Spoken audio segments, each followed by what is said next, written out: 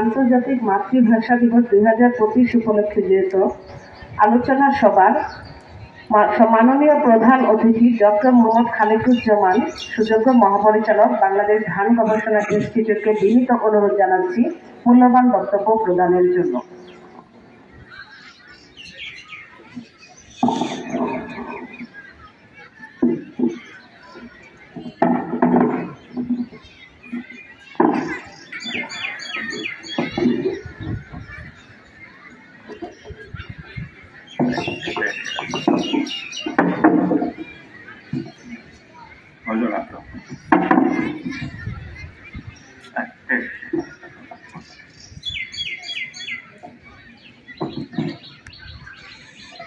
বিসমিল্লাহির রহমানির রহিম।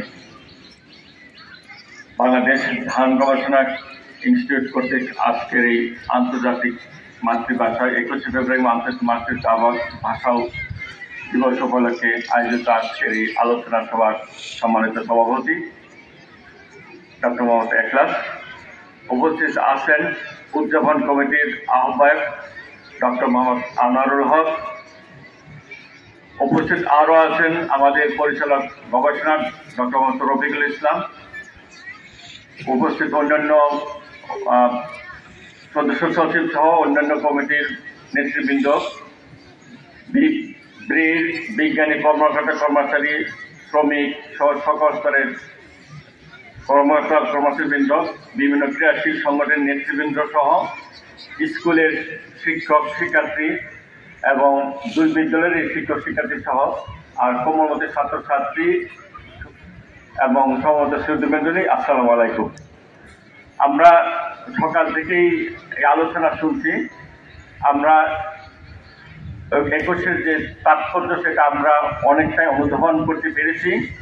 আমি শুধু একটি কথাই এখানে বলবো যে আসলে ভাষাটা কি, ভাষাটার মনের ভাবটা আদান প্রদান করা।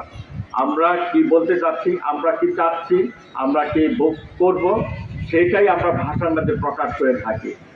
এই যে আদান প্রদান, সেই জিনিসটা আমরা যখন মায়ের কাছ থেকে শিখি, আমার পরিবারের কাছ থেকে শিখি, সেটা আমরা পরবর্তী সময় বিভিন্ন জায়গায় যাচ্ছে, বিভিন্নভাবে আমরা কমিউনিকেশন করে থাকি। এই হলো ভাষা। এই ভাষার সাথে আমাদের জাতীয়তাবাদ, আমাদের সংস্কৃতি, আমাদের অন্যান্য অর্থনীতি অঙ্গাঙ্গিকভাবে জড়িত। আমরা যদি আমার সার দরকার, আমি কৃষিতে আমরা সার দরকার, কিন্তু এইখানে সার বলতেছি, অথবা অন্য কোনো জায়গায় সেটা ইংরেজিতে আমরা ফার্টিলাইজার বলি। এখন এই যে দুইটা যদি আমরা কমিউনিকেট করতে না বলি, আমি শুধু জানলাম যে এটা কী জিনিস, ও জিনিস আমি বলতে পারতেছি না, তাহলে আমার কমিউনিকেশনটা হলো না। এই কমিউনিকেশনটাই বিষয়টা হলো আসলে আমাদের ভাষা। এই ভাষার জন্য আমরা জন্মগতভাবে আমরা বাংলা নিয়ে জন্মগ্রহণ করেছি। আমাদের এই অঞ্চলের ভাষা বাংলা। আমাদের পরিচালক গবেষণা বলতে চাচ্ছেন যে 7,500 ভাষাই বিশ্বে আছে। তার মধ্যে অনেক ভাষায় কিন্তু হারিয়ে যাচ্ছে এবং আজও হারিয়ে যাওয়ার আশঙ্কা অনেক ভাষা রয়ে গেছে। তো এই যে জিনিসগুলো আমাদেরকে ধারণ করতে হবে, রক্ষা করতে হবে। আমি যে কথাটা বলতে চাচ্ছিলাম যে আমাদের ভাষা হলো বাংলা। আমরা জন্ম থেকে আমরা ভাষাটা শিখে আসছি বাংলা, কিন্তু আমরা জানি যে 1947-এ দেশ ভাগের পর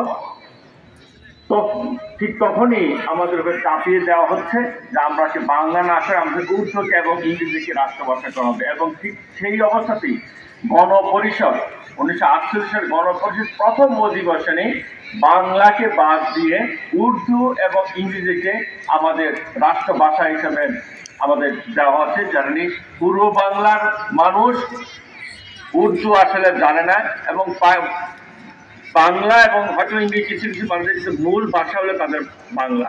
সেই ক্ষেত্রে ওই গণপরিষদেই আমাদের তৎকালীন যে সদস্য ছিলেন কুমিল্লা বাড়ি ওনার, উনি বীরেন্দ্রনাথ দত্ত, উনি প্রথম প্রতিবাদ করেছেন যে না, বাংলাকেও আমাদের এই রাষ্ট্রভাষার মর্যাদা দিতে হবে। সেই প্রেক্ষিতে সারা ঢাকায় এই জিনিসগুলো ছড়িয়ে পড়ে এবং সারা দেশে আন্দোলন ছড়িয়ে পড়ে। এর প্রেক্ষিতে আমাদের 21শে ফেব্রুয়ারি 1952 সালের 21শে ফেব্রুয়ারি গঠনের ফলের ঘটে, যেখানে অনেক শহীদ, কজন শহীদ, সালাম বরকত অনেকে শহীদ হচ্ছেন। আমি সেই শহীদদের প্রতি শ্রদ্ধা নিবেদন করে আমি এই আন্দোলন অর্থাৎ আমাদের মুক্তির আন্দোলনের সূতিকের রাত শহীদদের 21 শহীদদের শ্রদ্ধা নিবেদন করে আমাদের গণতান্ত্রিক আন্দোলনে 71 মুক্তিযুদ্ধের সকল শহীদদের প্রতি 90 সব অন্যান্য গণ আন্দোলনের যে সকল শহীদদের প্রতি শ্রদ্ধা নিবেদন করে সর্বশেষ যে 24-এর গণছাত্র জনতার যে আন্দোলন তাদের সেই সকল শহীদদের প্রতি শ্রদ্ধা নিবেদন করছি। পাশাপাশি আমি এই কথাটা বলতে চাচ্ছি যে প্রত্যেকটা আন্দোলনের ক্ষেত্রেই ছাত্রদের ভূমিকা ছিল মুখ্য। আপনারা ইতিহাস ঘেঁটে দেখেন প্রতিটা ক্ষেত্রে এই আন্দোলনের পিছনে প্রত্যেকটা আন্দোলনের ক্ষেত্রে ছাত্রদের ভূমিকা ছিল মুখ্য। ছাত্ররাই এই দেশকে ভবিষ্যৎ সামনে নিয়ে এগিয়ে নেবে। আমাদের থাকবে যে ছাত্ররা আসলে ভবিষ্যৎ দিবে, ছাত্ররাই ভবিষ্যৎ নির্ধারণ করবে। কিন্তু আমরা বুদ্ধি পরামর্শ হয়তো ওটা উঠে দেবে, কিন্তু মূল চালিকা শক্তি কিন্তু ইয়ং জেনারেশন এবং ছাত্ররা। আমি আর একটি কথা শুধু বলবো যে এই যে আন্দোলন, এই যে সংস্কৃতি, এই যে মাধ্যম, এটা আমাদের বাংলা না হয়ে অন্য কিছু হয় তাহলে কিন্তু আমাদের যে উন্নয়ন ধারা সেটা কিন্তু অব্যাহত থাকবে না। আমাদের যে উন্নয়ন ধারা অব্যাহত রাখার জন্য আমাদের নিজের ভাষাকে অবশ্যই রপ্ত করতে হবে এবং প্রমিত বাংলা কথা বলতে আসলে প্রমিত বাংলারও দরকার আছে। একই সেমটা পাশাপাশি আমাদেরকে মনে রাখতে হবে, এই যে আমি যে বললাম যে আমি পরিচালক গবেষণাকে উদ্ধৃত করছি 7,500 যে ভাষা আছে সেই ভাষার প্রতি আমাদের সম্মান জানতে হবে এবং 2-3টি আন্তর্জাতিক ভাষা আছে, যেটা আমরা ইংরেজি বলি, স্প্যানিশ আছে, ফ্রেঞ্চ আছে এবং আরবিও আছে। এই আরবির ভাষার পাশাপাশি এইসব ভাষাগুলো আমাদের রপ্ত করতে হবে। আমাদের সচিব স্যার গতকালকে প্রায়ই বলে থাকেন, উনি যখন কানাডায় ছিলেন উনি একটা মিটিংয়ে কানাডার একটা কম্পিটিশন মিটিং করতেছিলেন। তো ওনার একটা শেষ করতে দিয়েছিলেন। তো ওনার 3 বছর পরে একটা তার পোস্টিং কোথায় হবে সেটা ছিল সেই দেশের ভাষাটা কি সেটা জানার জন্য উনি একটা মিটিং থেকে উঠে বললো যে আমার একটা ক্লাস আছে, আমি একটু তোমরা থাকো, তোমরা অনুষ্ঠান আবার যেহেতু ক্লাস আছে আমি ক্লাসে চলে যাচ্ছি। অর্থাৎ ওনার 2 বছর বা 3 বছর পরে ওনার একটা ট্রান্সফার হবে, সেটা রাশিয়াতে। যেহেতু রাশিয়াতে হবে, ওই দেশের মানুষের সাথে মিশতে হলে তার কি করতে হবে, ওই দেশের লোকের ভাষা শেখার জন্য, অর্থাৎ ওইখানে চলতে হলে যে তারা লোকজনকে প্রকৃতপক্ষে কি বলছে বা বলতেছে সেইভাবে সে নিজেকে তৈরি করেছে। অর্থাৎ 2 বছর আগে থেকে সে জানে তার আগামী 2 বছর বা 3 বছর পরে তার পোস্টিং হবে রাশিয়াতে। সেই জন্য সে রাশিয়ার ভাষা শিক্ষার জন্য ওই অনুষ্ঠান থেকে চলে গেছে যে আমার যেহেতু কাজ আছে আমি ওখানে চলে যাচ্ছি। কারণ হলো আবার ওইটা শিখে তাতে একই জিনিস আমাদের করতে হবে। আমরা যে কাজগুলো করবো তার সামনে যে আমরা চিন্তা ভাবনা করে করি তাহলে আমাদের সফলতা আসবে। এই যে কূটনৈতিক যে কূটনীতি, সে ইংরেজিকে ভালো, রাশিয়ান ভাষা শিখার উদ্দেশ্য কি ছিল যে ওখানে যাওয়ার পরে রাশিয়ার কথা কি বলে না বলে সে না বলো, সে যাতে বুঝতে পারে।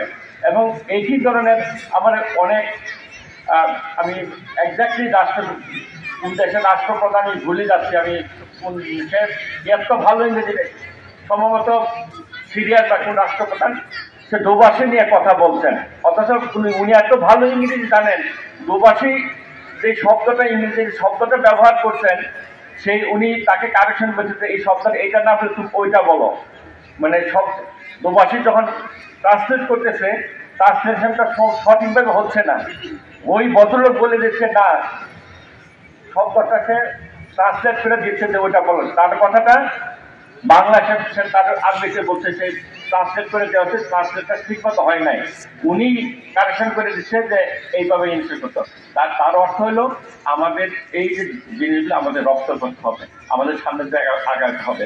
আগাইতে হলে আমাদের এই যে ভাষা, নিজের ভাষা তো রপ্ত করতে হবে, পাশাপাশি অন্য জিনিসগুলো আমাদের রপ্ত করতে হবে। এবং আমি কথা না বাড়ে আমি শুধু একটি কথা বলতে চাই, আমাদের প্রোগ্রামগুলো আর একটু বড় করলে ভালো হইতো, কিন্তু সরকারের নির্দেশনা আছে যে খুব সংক্ষিপ্তভাবে করা। আমরা সরকারের নির্দেশনা অনুযায়ী আমাদেরকে এই প্রোগ্রামটা সংক্ষিপ্ত করতে হয়েছে।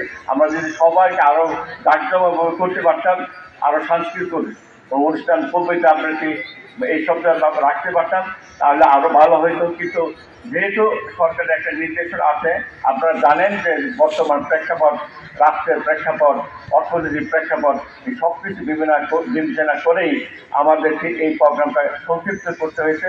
তারপরেও অনেক লম্বা হয়ে গেছে। এই লম্বাটা হওয়ার জন্য আমি আমার পক্ষ থেকে যেসব আরো কিছু আবিষ্কারতা ছিল সেটা করতে পারি না, সেই জন্য আমি প্রতিষ্ঠান পর্যায়ে আমি দুঃখ প্রকাশ করছি। পাশাপাশি আমি যারা এই আয়োজনের সাথে ওতপ্রোত হচ্ছে তাদেরকে ধন্যবাদ জানাচ্ছি। এবং শেষ কথা আমি বলছি যে বাংলা ভাষাকে চর্চা, বাংলা ভাষার আরো বেগবান অগ্রগতি করে এর সমৃদ্ধি নিয়ে পাশাপাশি নিয়ে আমাদের যে দেশের যে অগ্রগতি সেটাকে সামনে নিতে হবে। পাশাপাশি আমাদের দেশেও অনেক ভাষা আছে, যে ভাষাগুলি আমাদের নিগ্রোসি ভাষা বলে থাকি, সেই ভাষাগুলি সংরক্ষণের জন্য উদ্যোগী হতে হবে।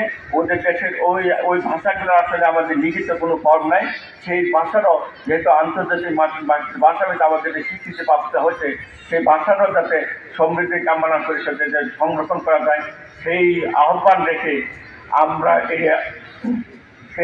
রেখে আমরা সামনের দিকে আগাবো। আমরা দেশের খাদ্য নিরাপত্তায় কাজ করে যাব, এই প্রত্যাশা রেখে আমি আমার বক্তব্য শেষ করছি। আসসালামু আলাইকুম। ধন্যবাদ স্যার।